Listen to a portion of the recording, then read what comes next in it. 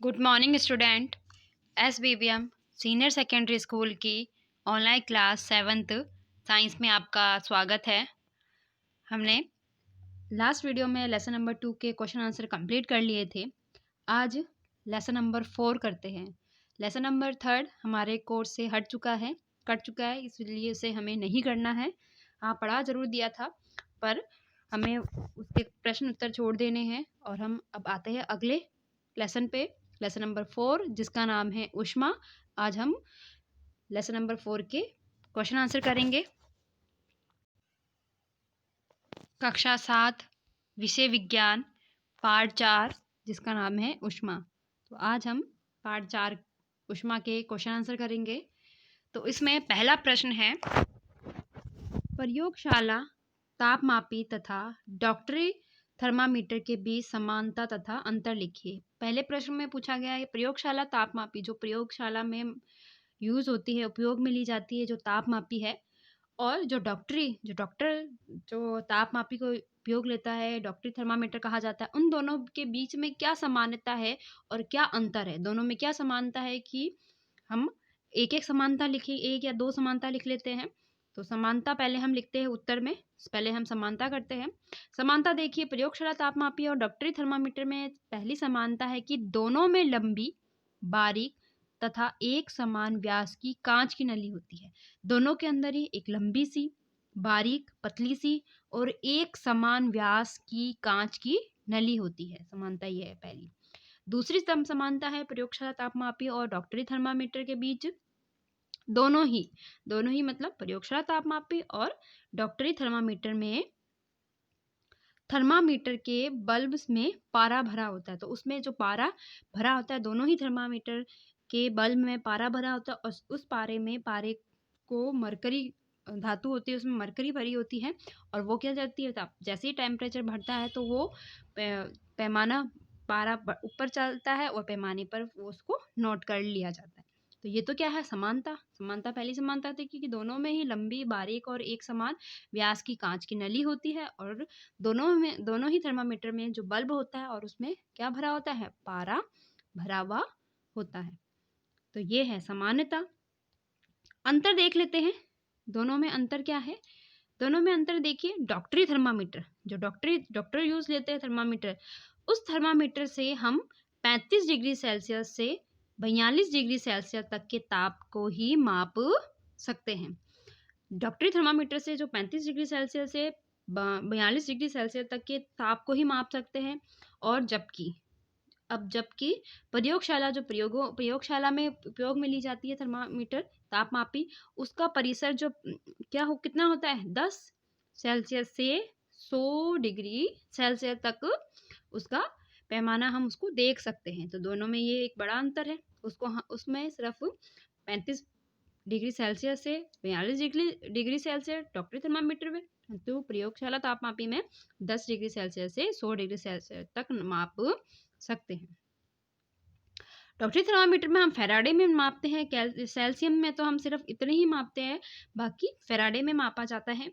अगला अंतर है, डॉक्टरी थर्मामीटर से हम मानव शरीर का ताप माप कर सकते हैं और जो डॉक्टरी थर्मामीटर है वो हम जैसे हमें कभी बुखार आता है, कभी हमारा शरीर का टेम्परेचर बढ़ जाता है, तो हम देखते हैं थर्मामीटर से कितना हमारा शरीर का टेम्परेचर है। तो जो डॉक्टर होता है वो भी थर्मामीटर का उपयोग करता है बुखार को नापने के लिए। तो डॉक्टरी थर्मामीटर से हम जो मानव है उसको उनके शरीर का ताप माप सकते हैं, याद कर सकते हैं। परंतु प्रयोगशाला में उपयोग में ली जाती है थर्मामीटर, उससे हम अपने शरीर का टेम्परेचर को नहीं माप सकते। वो सिर्फ प्रयोगशाला में ही वस्तु को या उस प्रकार के मटेरियल को मापने के लिए ही तापमापी होती है, वो शरीर का टेम्परेचर नहीं माप सकती। तो ये एक बड़ा अंतर है। तो 2 अंतर और 2 समानता मैंने आपको इस क्वेश्चन के आंसर में लिखवा दी गई है। तो इसी के साथ जो ये पहला प्रश्न है वो हुआ कंप्लीट। देखिए दूसरा प्रश्न है, दूसरा है प्रश्न 2, ऊष्मा चालक तथा ऊष्मारोधी प्रत्येक के 2 उदाहरण दीजिए।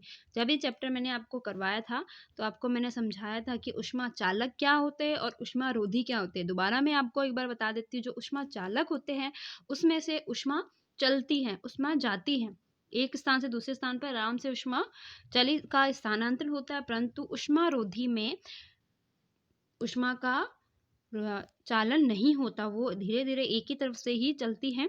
जैसे लोहे के एक सिरे को गर्म करने पर हम देखते हैं थोड़ी देर बाद उसका बीच का सिरा और फिर किनारे का सिरा भी गर्म होने लग जाता है। आप देखिए कभी किसी भी आप देखिए चम्मच, आप अपने घर में स्टील की जो धातु होती है उस चम्मच को आप गर्म कीजिए, कुछ देर बाद देखिए अगर बहुत ज़्यादा तेज़ गर्म करोगे तो आपका जो चम्मच है वो पूरी तरह से गर्म हो जाएगा, होता है ना? तो इसका मतलब जो चम्मच है, स्टील है, वो क्या है? विद्युत चालक है।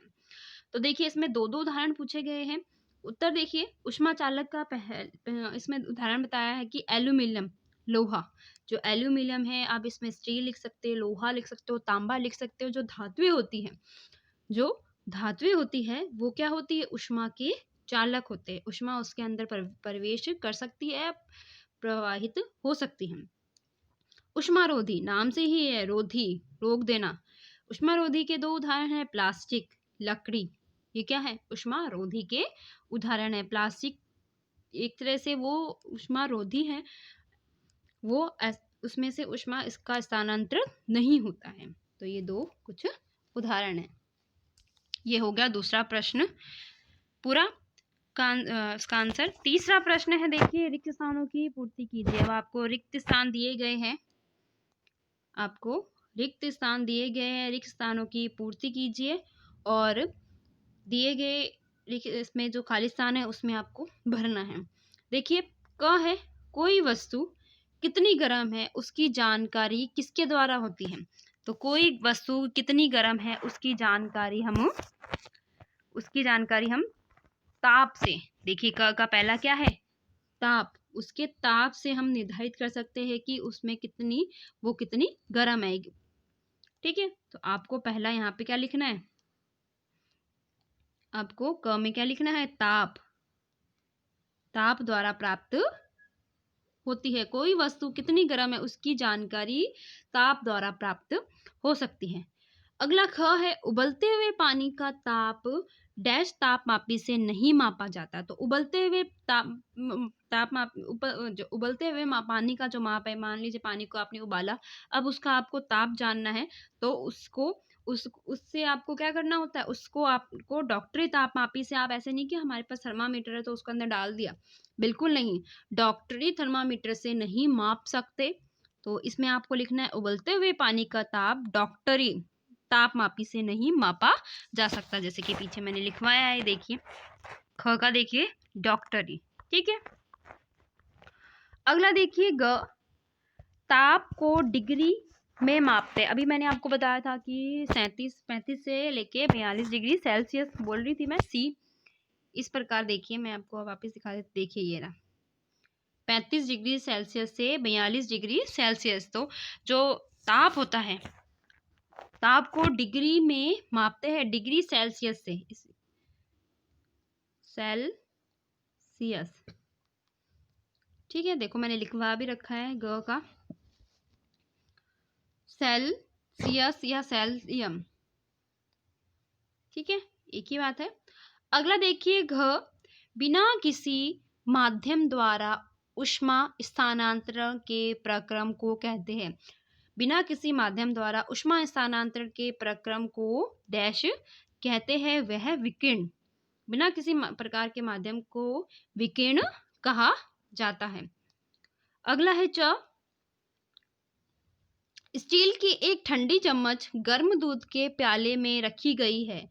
ये अपने दूसरे सिरे तक ऊष्मा का स्थानांतरण किसके द्वारा, प्रक्रम के द्वारा करता है? चालन के प्रक्रम द्वारा करेगी, मतलब चलना। उसके अंदर स्टील धातु है, स्टील में क्या ऊष्मा प्रवाहित हो सकती है, तो चालन के द्वारा करती है। अगला है लास्ट छ हल्के रंग के वस्त्रों की अपेक्षा डैश रंग के वस्त्र ऊष्मा का अधिक अवशोषण करते हैं। गहरे रंग के, इसमें क्या आएगा? गहरे। हल्के रंग के अपेक्षा गहरे रंग के जो रंग के वस्त्र होते हैं वो ऊष्मा को अधिक सोखते हैं। आए आप कोई भी गहरा रंग पहन लो तो उसमें आपको गर्मी थोड़ी लगेगी। अगर सर्दी में आप गहरे रंग के कपड़े पहनते हैं तो बहुत सही रहता है, क्योंकि हमें ऊष्मा की जरूरत पड़ती है। परंतु जब आप गर्मियों में गहरे रंग के कपड़े पहनते हो जैसे काला, नीला, डार्क, तब आपको गर्मी महसूस होएगी क्योंकि जो गहरे रंग के जो कपड़े होते हैं वो ऊष्मा का अधिक अवशोषण करते हैं, ऊष्मा को अपनी तरफ खींचते हैं। तो ये देखिए छक्का लिखवा रखा है मैंने गहरे। तो इस प्रकार आप ये जो अगले जो तीसरा क्वेश्चन है रिक्त स्थानों की पूर्ति कीजिए वो होगी पूरे। तो नीचे मैंने आपको ऊपर मैंने क्वेश्चन लिखवा रखे हैं, डैश की जगह आप ये सारी चीजें भर देना। क का ताप, ख का डॉक्टरी, ग का सेल्सियम और घ का विकिरण, च का चालन और छ का गहरे। ठीक है। फिर है चौथा, इसको हम करेंगे नेक्स्ट वीडियो में। चौथा है कॉलम ए में दिए गए कथनों का कॉलम बी के कथनों से मिलान कीजिए, मतलब ये मैचअप है। फिर पांचवा है, उसके बाद हम आगे करते रहेंगे इसी प्रकार से। तो इतना आप 3 क्वेश्चन तक आप पूरा काम कर लेना और हो सके तो इसे याद भी कर लेना अच्छे से। बहुत इजी है, 3 ही क्वेश्चन है और आराम से आपको याद हो जाएंगे। तो आज की क्लास को हम यहीं समाप्त करते हैं। अगले क्लास में हम अगले प्रश्न चौथे से हम शुरू करेंगे। Thank you.